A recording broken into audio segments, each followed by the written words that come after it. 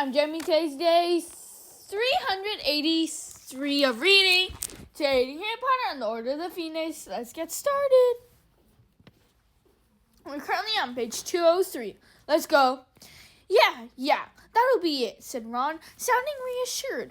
But Hermione bit her lip, looking up and down the staff table as though hoping for some conclusive explanation of Hagrid's absence. "Who's that?" she said sharply, pointing toward the middle of the staff table. Harry's eyes followed hers. They lit first upon Professor Dumbledore, sitting in his high-backed golden chair at the center of the long staff table, wearing deep purple robes scattered with silvery stars and a matching hat. Dumbledore's head was inclined toward the woman sitting next to him, who was talking into his ear. She looked, Harry thought, like somebody's maiden aunt, squat with short, curly, mouse-brown hair in which she had placed a horrible pink Alice band that matched the fluffy pink cardigan she wore over her robes.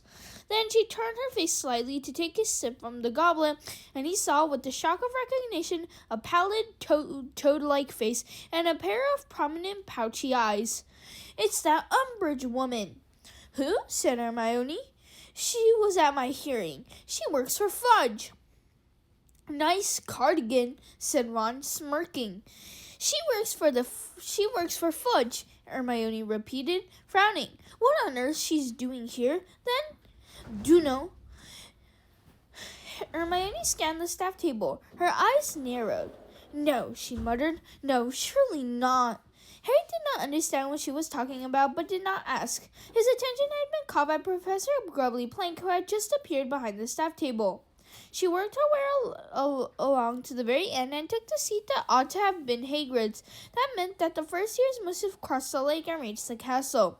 And sure enough, a few seconds later, the door from the entrance hall opened.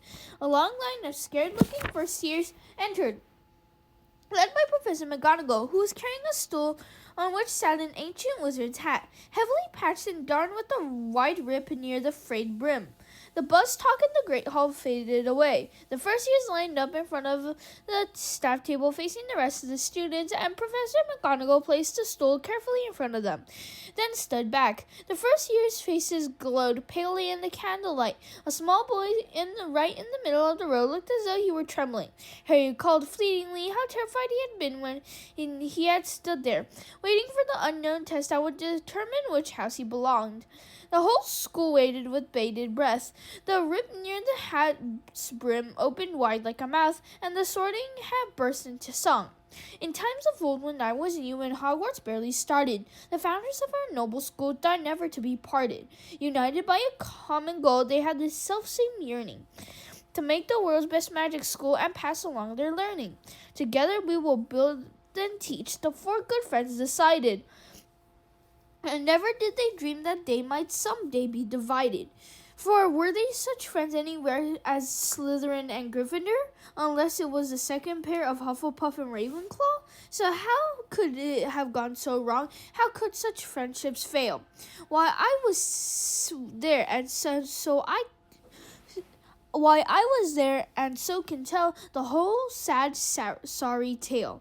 Said Slytherin will teach just those whose ancestry is purest. Said Ravenclaw will teach those whose intelligence is surest. Said Gryffindor will teach all those with brave deeds to their name. And said Hufflepuff I'll teach the lot and treat them just the same. These differences caused little strife when first they came to light. For each of the four founders had a house in which they might take only those they wanted. So, for instance, Slytherin took only pure-blood wizards of great cunning just like him, and only those of sharpest mind were taught by Ravenclaw, while the bravest and the boldest went to daring Gryffindor. Good Hufflepuff, she took the rest and taught them all she knew. Thus the houses and their founders retained friendships firm and true. So Hogwarts worked in harmony for several happy years. But then discord crept among us, feeding on our faults and fears. The houses sat like pillars of like pillars 4 had once held up our school, now turned upon each other and, divided, sought to rule. And for a while it seemed the school must meet an early end, what with dueling and with fighting, and the clash of friend on friend. And at last there came a morning when old Slytherin departed, and though the fighting then died out, he left us quite downhearted. And never since the founders 4 were whittled down to 3 have the houses been united as they were once meant to be. And now the sorting hat is here, and you all know the score. I sort you into houses because that is what I'm for. But this year I'll go further. Listen closely to my song. Though condemned I am to split you, still I worry that it's wrong. Though I must fulfill my duty and must quarter every year, Still I wonder whether sorting may not bring the end I fear. Oh, know the perils, read the signs, the warning history shows. For our Hogwarts is in danger from external deadly foes, and we must unite inside her or we'll crumble from within. I have told you, I have warned you, let the sorting now begin.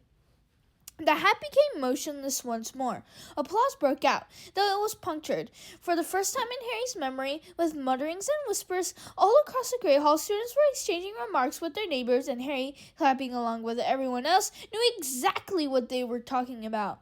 Branched out a bit this year, hasn't it? Said Ron, his eyebrows raised. Too right it has, said Harry.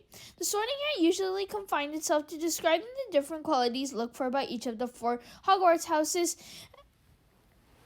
and its own role in sorting them. Harry could not remember it ever trying to give the school advice before.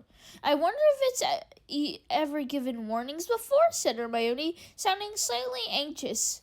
Yes, indeed, said Nearly Headless acknowledgably, leaning across Neville toward her. Neville winced. It was very uncomfortable to have a ghost lean through you. The hat feels itself honor-bound to give the school due warning whenever it feels. But Professor McGonagall was waiting to read out the list of first year's names, and giving the whispering students the sort of look that scorches. Nearly Headless Snake placed a see-through finger to his lips and sat up primly upright again as the mutterings came to an abrupt end. With the last frowning look that swept the 4 houses table, Professor McGonagall lowered her eyes to her long piece of parchment and called out, Abercrombie UN. The terrified-looking boy Harry had noticed earlier stumbled forward and put the hat on his head. It was only prevented from falling right down to his shoulder by his very prominent ears. The hat considered for a moment. Then the rib near the brim opened again and shouted, Gryffindor! Harry clapped loudly with the rest of Gryffindor House as Ewan Abercrombie staggered to their table and sat down, looking as though he would like very much to sink to the floor and never be looked at again. Slowly the long line of first years thinned. In the pauses between the names and the sorting hat's decisions, Harry could hear Ron's stomach rumbling loudly. Finally, Zeller Rose was sorted into Hufflepuff, and Professor McGonagall picked up the hat and stole and marched them away as Professor Dumbledore rose to his feet.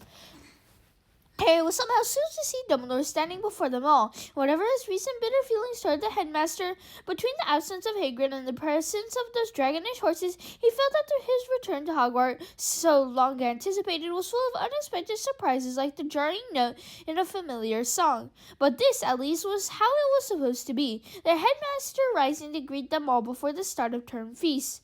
To our newcomers, said Dumbledore in a ringing voice, his arms stretched wide and a beaming smile on his lips.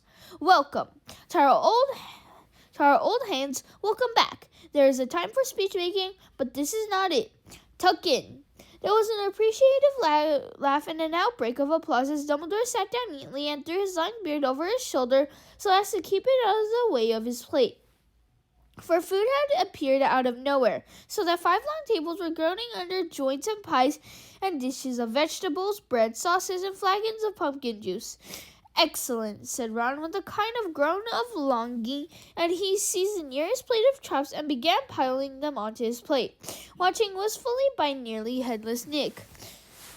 Thank you, everyone. That's all for today. Tomorrow we're going to read page 209. See you tomorrow. See you tomorrow. Tomorrow we're going to read page 209. Bookmark, close. Peace out.